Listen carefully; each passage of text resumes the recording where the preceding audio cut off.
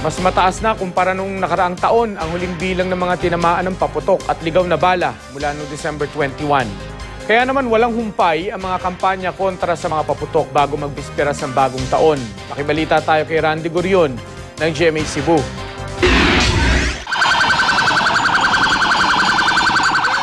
Gamit ang mga busina ng iba't ibang sasakyan at pampaingay na turotot. Kinalampag ng mga opisyal ng barangay at iba pang volunteers ang barangay Bangkal sa Makati City kaninang umaga. Nabigay rin ng mga turotot ang grupo sa mga nadadaanang residente. Isa ang barangay Bangkal sa mga lugar sa lungsod kung saan bawal ang mga paputok at pailaw. Alinsunod ito sa ordinansa ng lungsod.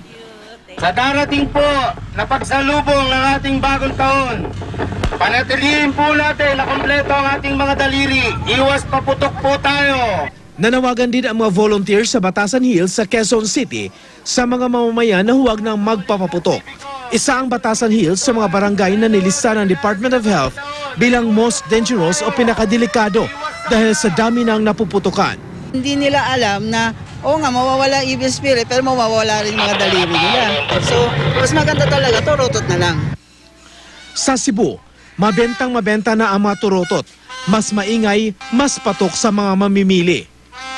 Mas nindot nila yaras putol sa kamot. Ganito rin sa iba pang pamilihan gaya sa Divisoria sa Maynila. Pag-iingay, pagsasayaw, budol fights, community fireworks display. Ilan lang ito sa mga alternatibong isinusulong ng mga otoridad bilang paraan ng pagsalubong sa bagong taon. Pero sa kabila ng paulit-ulit na paalala, tila hindi pa rin mapigilan ng ilan ang pagpapuputok. Sa Cebu City, 24 oras nang bukas ang mga tindahan ng paputok. Patuloy naman ang pagbabantay ng mga otoridad sa mga tindahan. Ganito rin sa Dagupan City sa Pangasinan. Yung pwedeng ibenta, siyang ibibenta, pero hindi yung pwede, hindi namin ibibenta. Aminado ang mga otoridad na mahirap mapigilan ang bintahan ng paputok. Isa na rito ang iligal na piccolo na itinuturing na pangunahing dahilan ng mga aksidente sa paputok. Sa tala ng Department of Health, nasa mahigit 240 na ang mga fireworks-related injuries ngayong holiday season. 64% sa mga ito dahil sa piccolo. Bukod sa piccolo, isa rin sa mahirap pigilan ang paggamit ng illegal na improvised cannon o boga. Gaya sa Lawag City, Ilocos Norte. Mas mura at mas ligtas daw kasi ito kaysa sa mga paputok.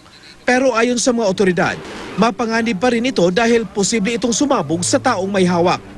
Ang isa sa mga naiisip na solusyon, ang total ban ng pagbebenta at paggamit ng paputok gaya ng ipinapatupad sa ilang lugar sa bansa tulad sa Baguio City.